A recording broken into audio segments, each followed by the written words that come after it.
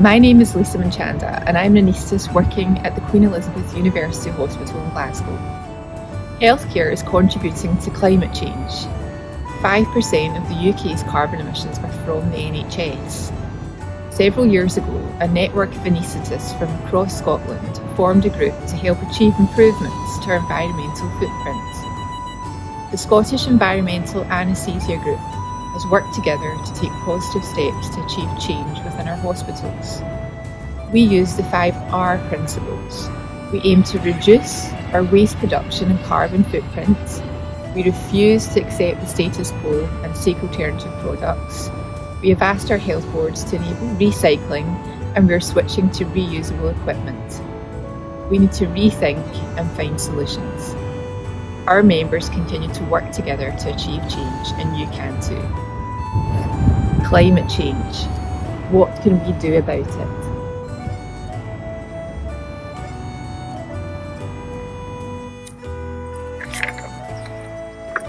Climate change. What can we do about it? Climate change. What can we do about it?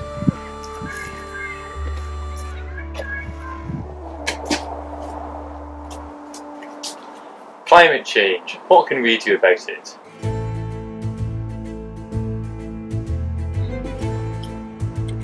Climate change. What can we do about it? Climate change. What can we do about it? Climate change.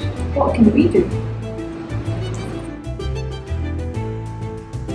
Climate change. What can we do?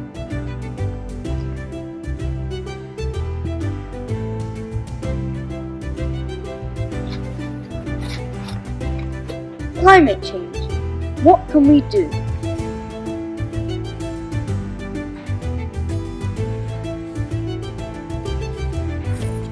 Climate change. What are we doing about it?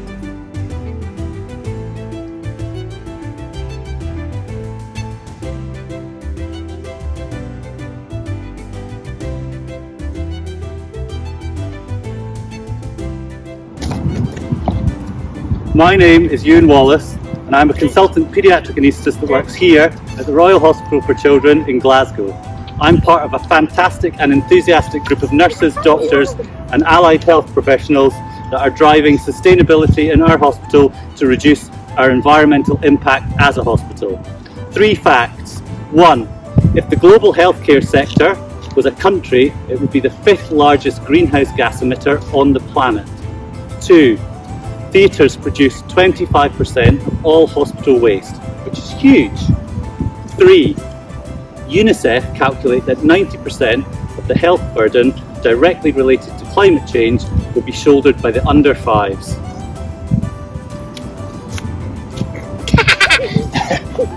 Climate change. What can we do about it? Through collaboration with many other children's hospitals in the UK, I'm part of a group of medical professionals cycling from Great Ormond Street to here at the Royal Hospital for Children in Glasgow for the start of COP26, to highlight the impact of climate change on child health. This is our Green Data Project Information Board at the Children's Hospital. It has information on it showing how we can reduce, reuse and recycle in theatres. Changes we have made in theatres include: we now recycle all cardboard, including drug boxes, using specific bins in each theatre. This utilises the existing large cardboard recycling stream for all cardboard. We've stopped using desflurane, reducing our greenhouse gas emissions in the process. We have moved away from disposable trays to reusable trays used during operations. We've introduced a theatre checklist that includes turning off lights and scavenging to save energy. We're introducing a new suction system, dramatically reducing waste and at a saving of roughly £38,000 a year. But we also have many other aspirational projects in the pipeline. Our major one is to use a current plan for anaesthetic room redesign to include an area on the work surface for segregation of waste at source. This is in conjunction with continued work through the Clinical Sustainability Group to push for more recycling to be introduced hospital-wide. We have so much work still to do. Hello, I'm Kenneth Barker, an anaesthetist from Inverness. Like many of my colleagues, we had great success in reducing the carbon footprint of our hospital by eliminating desfluorine and nitrous oxide.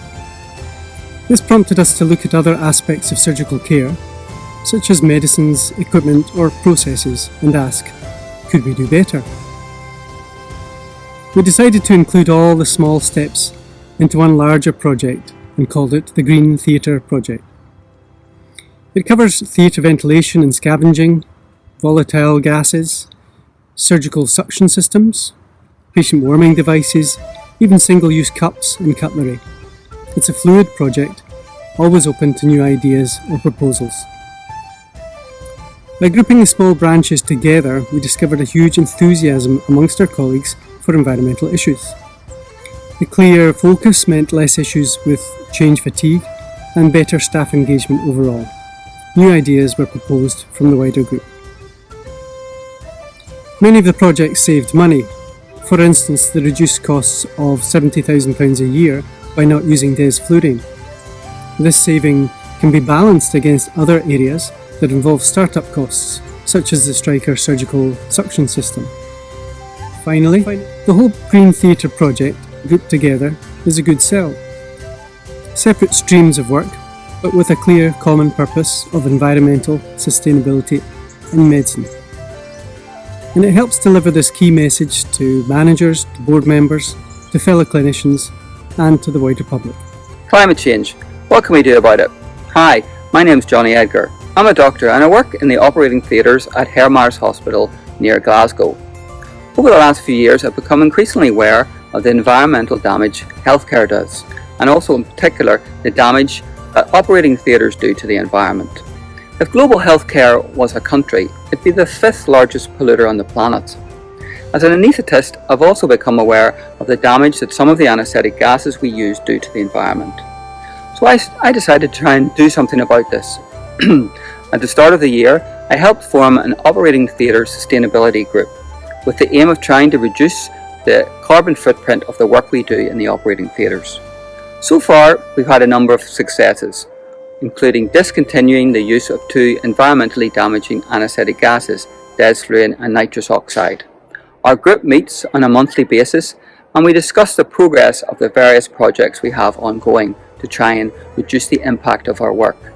Other projects that we have going at the minute include discontinuing the use of plastic drinking cups in the operating theatres, trying to ensure that we turn off the lighting and ventilation systems when the theatres aren't in use overnight and at the weekend, trying to increase the profile of healthcare sustainability with the staff in the department, and also thinking about how we sort the vast amount of waste that we generate. This is an exciting time for sustainability in healthcare. More and more healthcare staff are becoming aware of the environmental damage that their work does and thinking about ways in which they can reduce this damage. Together, we can make a difference. Thank you for listening. Hello, my name is Dr. Andrew Grant and I'm an anaesthetist in Edinburgh. I'm going to talk about nitrous oxide and its role in healthcare and the climate emergency. Nitrous oxide is a gas which, when inhaled, has mild pain-killing and sedating properties. It can be used in operations as a component of a general anaesthetic, for pain relief for expectant mothers during labour, and to facilitate the management of patients with injuries in the emergency department. All of the nitrous oxide that we use is then exhaled by the patient and enters the atmosphere. It is, unfortunately, a potent greenhouse gas with 298 times the amount of global warming effect as carbon dioxide. Nitrous oxide alone accounts for almost 3%, rather over 3% of the carbon footprint of National Health Service acute hospitals. Nitrous oxide is commonly supplied to the clinical area by a manifold system.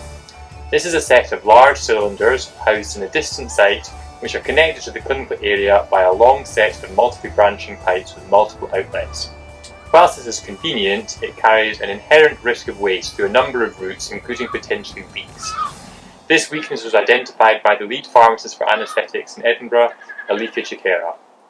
Working with her and a number of stakeholders, we have managed to significantly reduce our nitrous oxide use through reduction of waste and encouraged use of alternative options, all whilst maintaining a high standard of care for our patients.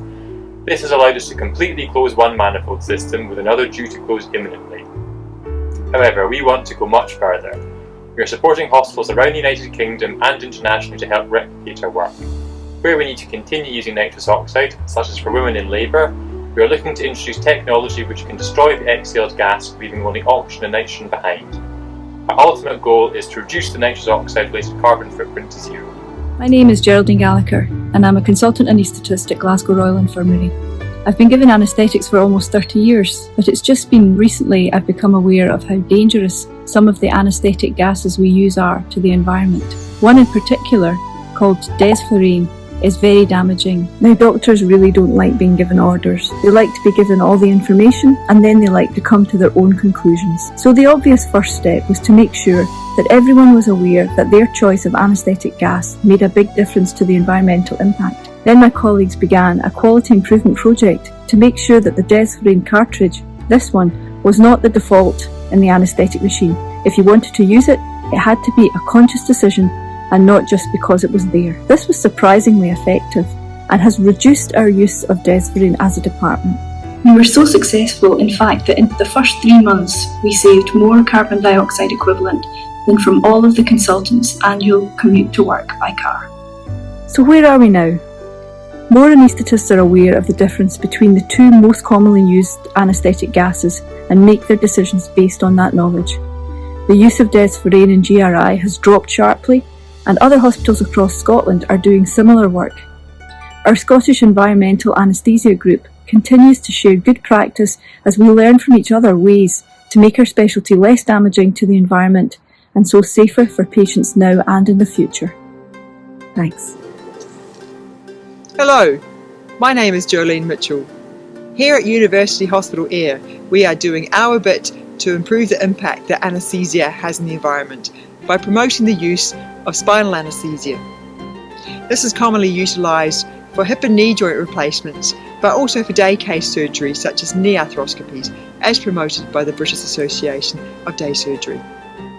If you are having surgery on the lower part of your body, a spinal anaesthetic is an excellent alternative to having a general anaesthetic. A spinal anaesthetic involves an injection of local anaesthetic between the bones of your spine, which makes the lower half of your body completely numb. A spinal anaesthetic avoids the use of anaesthetic gases. These are greenhouse gases, and combined with the use of anaesthetic drugs and airway equipment, contribute to the carbon footprint of anaesthesia. A 1-hour operation using sevoflurane creates a carbon footprint which is comparable to driving 5 to 10 kilometres. But using desflurane, this creates a carbon footprint which is equivalent of driving between 200 to 400 kilometres, which gets you from Glasgow to as far as Manchester. The alternative of using a mix of anaesthetic drugs known as TIVA still has an environmental impact. A spinal anaesthetic is an ideal alternative with minimal impact on the environment. So if you need an operation, start the conversation with your anaesthetist regarding what you can do to help minimise your impact on the environment and consider spinal anaesthesia. Hello, my name is Juan Jack. I'm the clinical lead here at Forth Valley Royal Hospital. To ensure safe patient care, hospitals require to use a lot of stuff. This is especially true when it comes to surgery and operations. In the hierarchy of sustainability, there is only so much that we can reduce or reuse. Therefore, we need to ensure that we recycle as much as possible. Here at Forth Valley Royal, we've been segregating as much of our theatre waste as possible for several years now. Prior to the project, 100% of all of our waste went directly to a stream for heat treatment and incineration, as if it had been contaminated with bottled fluids. This cost the region of £350 per tonne, and, to make matters worse and even less clean, it's transported by HGV lorries some 420 kilometres away for subsequent disposal. Now, each theatre and each work area has at least 3 options for waste. We still have the conventional heat treatment stream, and that's still appropriate for about 50% of our waste. But every area has a recyclable stream from any material that's not come into contact with patients, for example paper and wrappers. This costs less than a third of the order sheet and is dealt with locally. Some 30% of our waste enters this. And we have a stream for cardboard. This is also dealt with locally and is in fact cost neutral to the organisation. We've also subsequently maximised our specialist streams for metal, glass and batteries, for example. And we've extended that to the staff rest areas and other areas of the hospital. In addition to this, we've rationalised our procedure packs, reducing the number of wrappers and hence waste from 38 individual items to one large pack. And we've initiated a project to remanufacture certain high-value surgical devices, for example, laparoscopic harmonic scalpels. These are sent back via regulated companies and reconditioned or disassembled for recovery of the valuable components within, and this generates a small income stream for us. All in all, we have made great progress in dealing with our waste, reducing our carbon footprint, and we will continue to explore other areas for improvement. If we can do it, you can too. Thank you. Hello, I'm Sam Freeman, an anaesthetist working in the north-east of Scotland. I've led the introduction of our group's newsletter, which I am demonstrating for you here.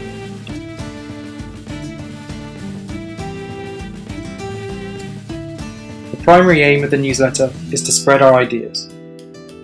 By sharing what has worked in one hospital, projects can be mimicked in different regions, thereby increasing the impact we can have.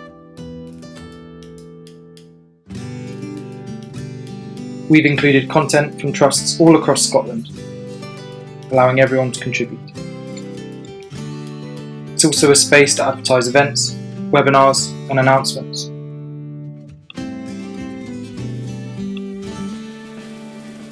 We produce a newsletter for each quarter and distribute them widely across Scotland and beyond.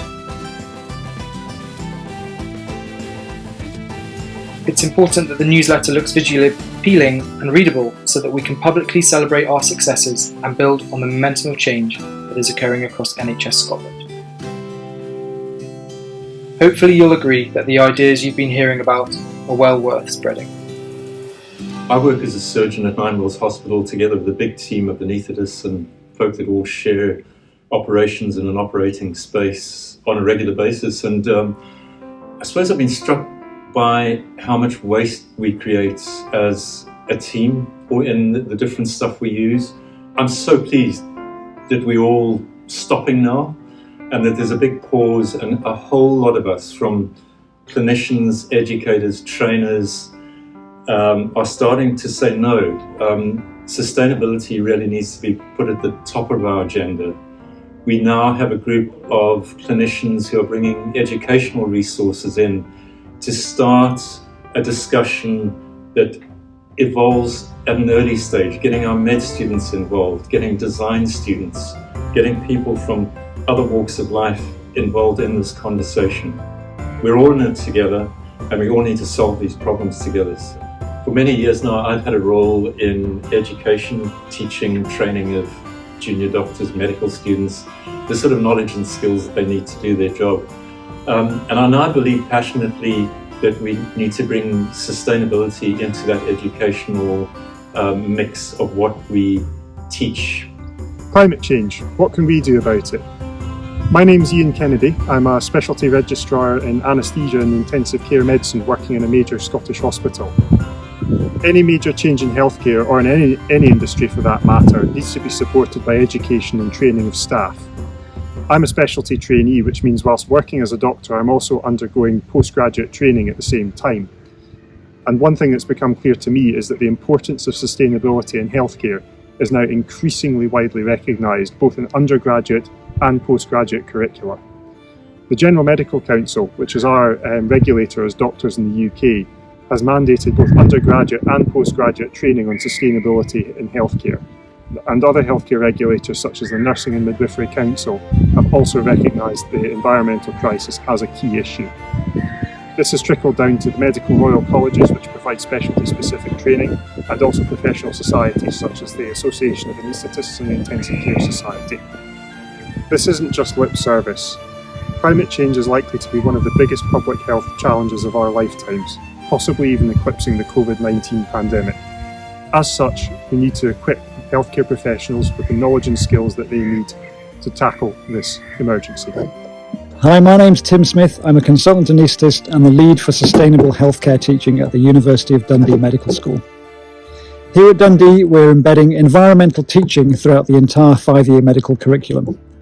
We teach our students that human health is dependent on nature and that environmental crises such as climate change are in fact public health emergencies. We're equipping them with the knowledge and skills to minimise the environmental impact of their clinical practice and the ability to shape ecologically sustainable healthcare systems while still providing the highest quality patient care. And they learn that given the environmental crises we now face, one of the responsibilities of a doctor is to advocate for environmental protection in order to protect human health on a global scale. Hello, my name is Raju, an anaesthetist, and I'm the chair of the sustainability group in Tayside. We work under the brand name HEAT, which stands for Healthcare and Environmental Sustainability in Tayside. To ensure we continue to march towards the net zero status, it's also important to raise awareness among the staff and public visiting our hospitals. A number of approaches have been used during our regular meetings. The members share their work and ways to implement their ideas. We also collaborate with other members and invite them to present their excellent projects. Regular presentations were made by local and external speakers during hospital grand rounds. Email communications are regularly made to all the staff, highlighting the importance of their involvement and contribution. Infographics were developed displaying information and simple methods to encourage staff and continue to raise awareness. On specific days such as Clean Air Day, further emphasis was made and information was disseminated widely about sustainability and the ways of getting involved. Also, departmental education days and other venues were utilized to spread the message by inviting local and external speakers. Projects are undertaken involving postgraduate trainees and undergraduate medical students. Board development days are being planned to involve executive boards in the hospital, along with a local virtual conference in near future. We must continue to act to ensure sustainability is taken as an important point on the agenda of every decision taken in healthcare. I had a really interesting event occur in March 2020 when a gentleman knocked on my door that I'd never met before. He worked as the head of the laundry services in our hospital. And he posed a challenge, which is quite daunting at the time, to look at a way that we could access 5,000 scrubs for our staff in the hospital at pretty short notice. The reason being is that because of COVID, supply chains were down globally and you just couldn't get scrubs even if you had money to pay for them. The long and the short of it is that we achieved producing 5,000 scrubs through using local industry, the university, and citizens sitting at home with sewing machines actually making scrubs for us. And it proved a point to me that we can do so much more stuff locally. We don't have to look at these ridiculously long supply chains that are currently in place. COVID really woke us up to practices that, if challenged, are really wrong, and we can do better and we can do things more locally. Climate change. What can we do about it?